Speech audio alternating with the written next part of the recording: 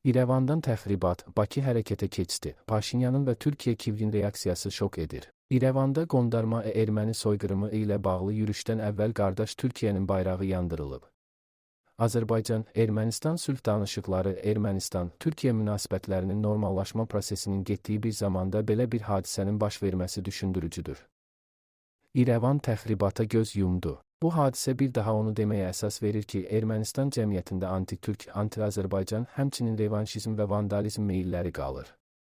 Və bu, qısa zamanda dəyişəcək kimi görünmür. Düzdür, ötən illərlə müqayisədə sülhdə maraqlı olan bir kəsim formalaşsa da, bu prosesi istəməyən, əleyhinə olan şəxslər üstünlük təşkil edir. Hadisə fonunda Ermənistan baş naziri Nikol Paşinyanın reaksiyası, daha doğrusu, maraqları naminə bir çox şeyə göz yumması diqqət çəkir.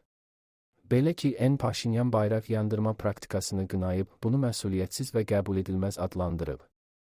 Bununla belə İrəvanda təşkil olunmuş tədbirdə belə bir aktın törədilməsi və hakimiyyətin, polisin buna yol verməsi də bariz şəkildə görünür. Halbuki belə bir hadisə baş verməyə də bilərdi.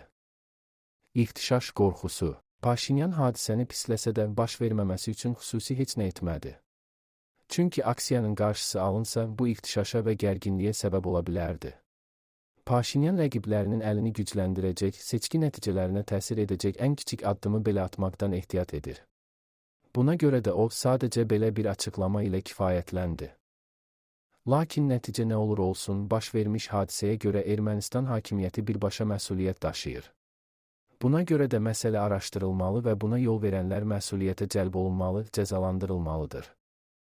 Türkiyədən gələn reaksiya şok edir. Baş verən hadisədən çox Türkiyə mediasının sükuta qərq olması, sanki heç belə bir hadisə olmayıb kimi davranması təəccüb doğurur.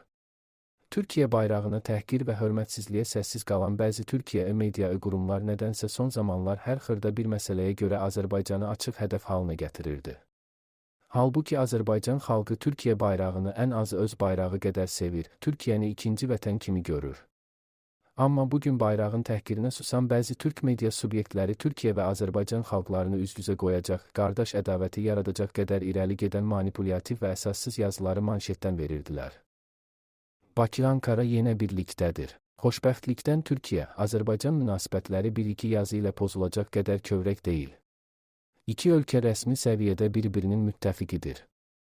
O ki qaldı Ermənistana, İrəvan məsuliyyətini dərk etməli və baş verən hadisədə dəxli olan hər kəsi məsuliyyətə cəlb etməlidir. Əks təqdirdə belə hadisələr yenidən təkrarlana bilər ki, bu həm Azərbaycan, Ermənistan sülh danışıqlarına, həm də Ermənistan, Türkiyə münasibətlərinin normallaşma prosesinə mənfi təsir edə bilər.